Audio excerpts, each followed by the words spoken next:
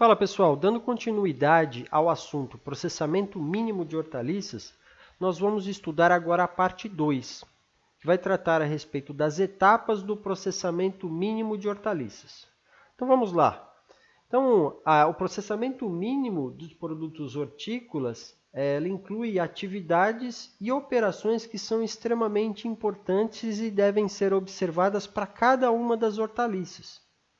Então, atividades de seleção e classificação da matéria-prima, né, operações de pré-lavagem e lavagem, operações de processamento, como corte, fatiamento e descasque, operações de sanitização, que é onde os produtos serão submetidos a soluções de hipoclorito de sódio, né, para remoção aí de todas as possíveis bactérias, problemas sanitários que tenham, né, nessas hortaliças, para favorecer, né, ampliar aí o tempo de prateleira dessas hortaliças e também a qualidade do produto que será comercializado.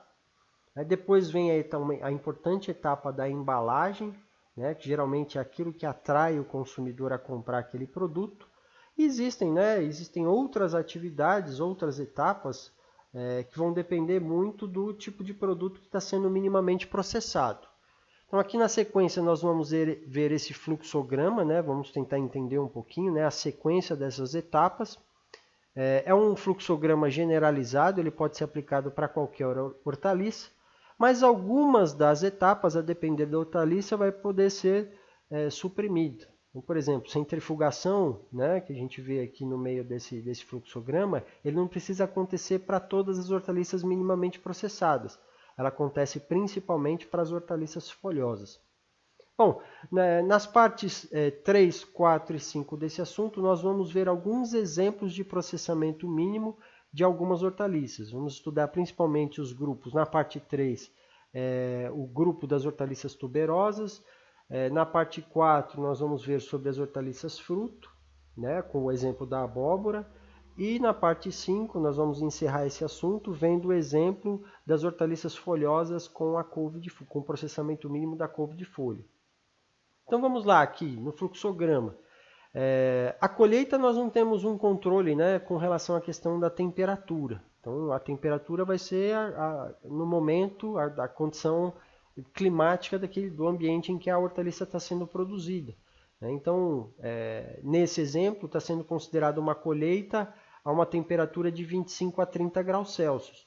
Então vejam já que na segunda etapa, que é a etapa de transporte, onde essa hortaliça vai ser levada para o local de processamento mínimo, no transporte ela já é submetida a um resfriamento, um pré-resfriamento, onde ela vai ser transportada a 10 graus Celsius. Isso é importante para começar a reduzir o processo, né, os processos metabólicos dentro dessas hortaliças, dessa hortaliça a ser minimamente processada, principalmente reduzir a respiração, já que a respiração consome as reservas e esse consumo de reservas impacta no sabor, né, impacta no produto que vai ser comercializado. Então, depois desse transporte, ela é submetida a um pré-resfriamento e armazenamento refrigerado, aí, a temperatura de 5 graus Celsius.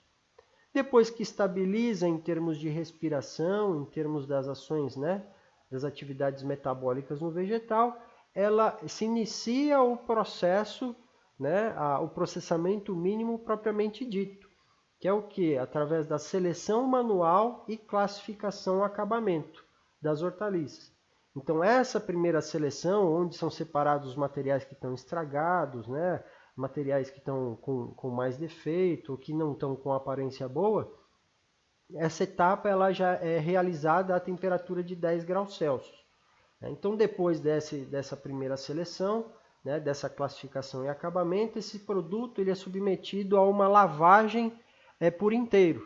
Né? Então, a parte externa desse produto ela é lavada. Né? Depois vem as operações de corte, então tem o descasque, né, tem o corte do material, a secção do material de uma forma geral, né, padronização da forma de comercialização. Depois vem o que se chama de lavagem, né, tem a segunda lavagem, então foi feita aqui primeiro uma pré-lavagem do produto inteiro, e mais aqui embaixo a gente tem a segunda lavagem. Então, essa lavagem depois da operação de corte, ela é extremamente importante para remover os ácidos que são extravasados do conteúdo celular. Né? Então, quando a gente corta esses produtos, nós estamos rompendo as células. Então, esse rompimento de células faz com que ácidos orgânicos eles fiquem na superfície do produto. E esses ácidos orgânicos contribuem para o escurecimento desse produto. Então, essa lavagem aqui é justamente para a remoção desses ácidos orgânicos.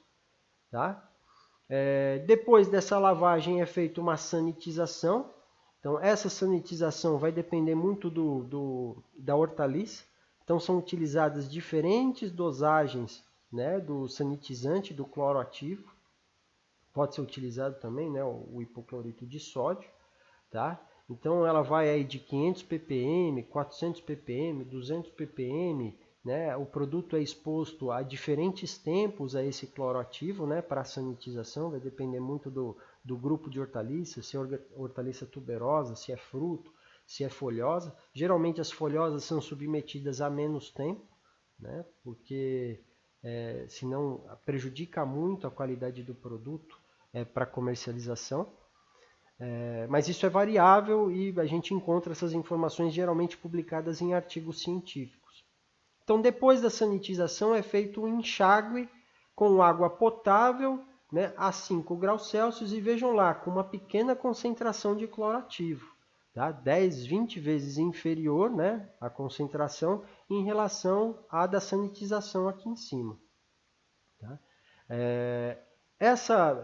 O cloro ativo aqui na água potável é para evitar também qualquer tipo de contaminante, tá bom? Esse enxágue é feito para retirar aquele, às vezes, o gosto, né, do sanitizante das hortaliças, daquele material que está sendo minimamente processado. Então, depois desse enxágue, pode ser feita uma centrifugação, como eu disse anteriormente, né? A centrifugação geralmente acontece para as hortaliças folhosas, para as tuberosas e fruto, a centrifugação não é necessária. Às vezes o simples escorrimento, né? Você colocar num escorredor essas hortaliças ou essas secções da hortaliça, né? Já é o suficiente. Aí depois é feita uma inspeção ao toalete, onde é feita uma nova seleção daqueles produtos, né, que não estão com aparência muito boa, eles são retirados. Depois pode ser feita uma mistura, né, que aqui é opcional, e a pesagem, né, que é a colocação desses materiais nas embalagens para comercialização. Vejam, há uma outra etapa aqui importante, que é a embalagem sob atmosfera modificada passiva ou ativa. O que é a atmosfera modificada passiva? É quando você coloca dentro de uma embalagem, fecha essa embalagem sem permitir que haja troca né, com o ar atmosférico. Então, ali dentro, as hortaliças que estão dentro daquela embalagem, elas vão respirar e elas vão modificar passivamente aquela condição atmosférica, a concentração de gases dentro daquele microambiente na qual as hortaliças estão inseridas. Então, todo mundo sabe, né? Nós sabemos que as hortaliças elas respiram, mesmo depois de colhidas. Então, ela consome o CO2 e libera o CO2. Quando ela está fechada dentro de uma embalagem, a tendência é que a concentração de CO2 dentro daquela embalagem aumente. Quando aumenta a concentração de CO2, isso acaba impactando na respiração. Ou seja, a respiração tende a diminuir porque tem menos moléculas de oxigênio ali naquele ambiente para a planta respirar.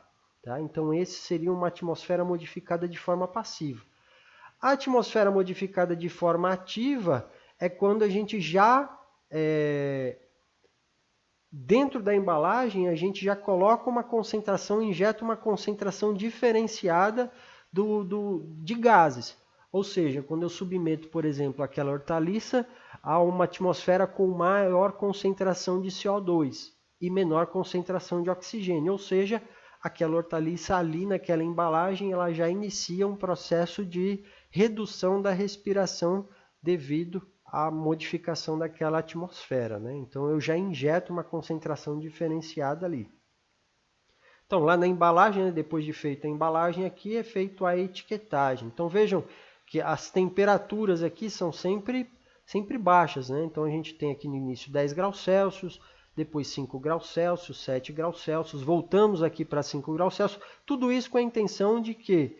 De melhorar o tempo de vida, aumentar o tempo de vida daquela hortaliça, a qualidade dela, para que ela tenha mais tempo de prateleira.